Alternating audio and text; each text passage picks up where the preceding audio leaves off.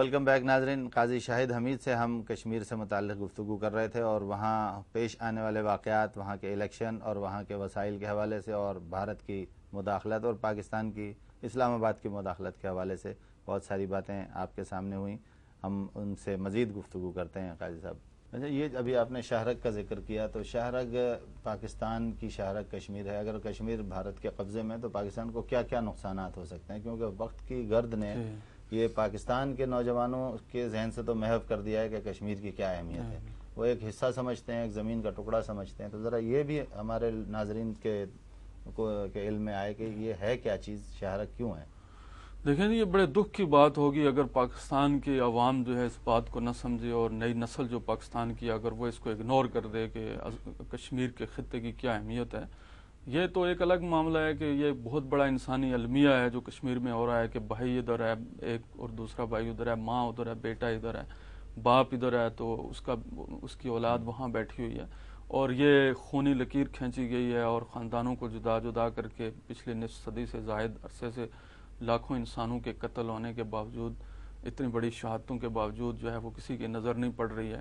اور خود پاکستان کی حکومت کی طرف سے بھی ہمیشہ ہمیں گلا رہا ہے، عوام کی طرف سے تو نہیں لیکن حکومتوں کی طرف سے ہمیشہ ہمیں گلا رہا ہے.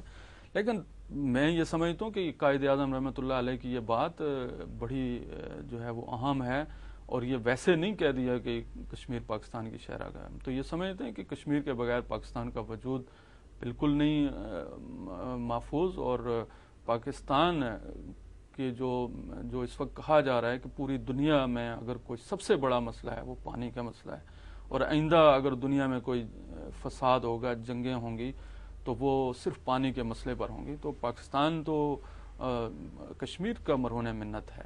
پاکستان کی زراعت، پاکستان کی زندگی جو ہے وہ کشمیر سے وابستہ ہے، اور ہمارا جغرافیائی جو رشتے ہیں، ہمارے جو دینی رشتے ہیں، ہمارے جو ایمانی رشتے ہیں، ہمارے نظریاتی رشتے ہیں، ثقافتی رشتے ہیں، ہمارا کلچر ہے، ہماری تہذیب ہے، یہ ساری چیزیں کشمیر اور پاکستان کی جو ہے وہ یکجان ہیں، ایک ہیں. اگر ہم اسے جدا کرنے کی کوشش کریں گے تو جیسے سر تن سے جدا ہو کے جو ہے وہ انسان زندہ. اسٹریٹجک پوزیشن بھی کشمیر کی ایسی ہے کہ بھارت کے لیے اسٹریٹجک پوزیشن بھی ہے، اور اسی لیے تو کشمیر کو جو ہے وہ بھارت چھوڑنا نہیں چاہتا. پانی جیسی بنیادی ضرورت پاکستان کے لیے، جب پاکستان کو ضرورت ہو تو وہ پانی روک لیں اور جب پاکستان کو ضرورت نہیں ہو تو پانی چھوڑ دیں. تو سارا کنٹرول ابھی ان کے پاس ہے، اور یہ پاکستان کا حصہ ہونے کے ناطے بھی پاکستان کے ہاتھ میں ہونا چاہیے اور کسی ملک کی بقا کے لیے اس ملک کے اپنے ہی کنٹرول میں ہونا چاہیے. کشمیر کو تو چھوڑنے کا صاف مطلب یہ ہے کہ پاکستان اپنی زندگی کسی کے ہاتھ فروخت کرنا چاہتا ہے.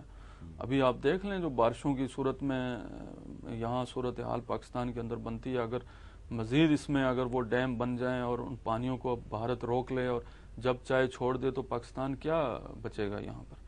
تو اس لیے یہ تو نئی نسل کو سوچنا چاہیے کہ محض کشمیریوں کی آزادی کا مسئلہ نہیں ہے، یہ پاکستان کی بقا اور سلامتی کا مسئلہ ہے. بات ہے کہ یہ مسئلہ ہمارا ہی مسئلہ ہے، اور وہ جو جنگ لڑ رہے ہیں وہ صرف اپنی ایک خطے کی آزادی کی نہیں بلکہ اس باقی پورے پاکستان کی زندگی کی اور یہاں حیات کو رواں دواں رکھنے کے لیے بھی بہت ضروری ہے. قاضی شاہد حمید صاحب، بہت شکریہ آپ کا ہمارے پروگرام میں آمد پر.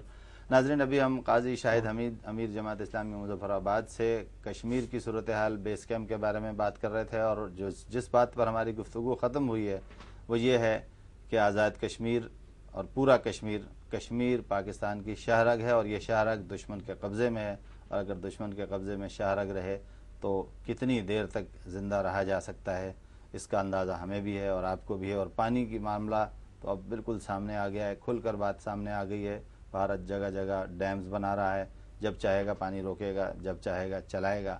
اس ساری صورتحال کی روشنی میں قاضی شاہد حمید صاحب جماعت اسلامی کا پیغام دے رہے تھے کہ صرف کشمیر کے لوگ نہیں، پورے پاکستان کے لوگ اس کی نزاکت کو سمجھیں اور اس جد و جہد میں جماعت اسلامی کا ساتھ دیں. اس کے ساتھ ہی اپنے میزبان مظفر اعجاز کو اجازت دیجیے. السلام علیکم.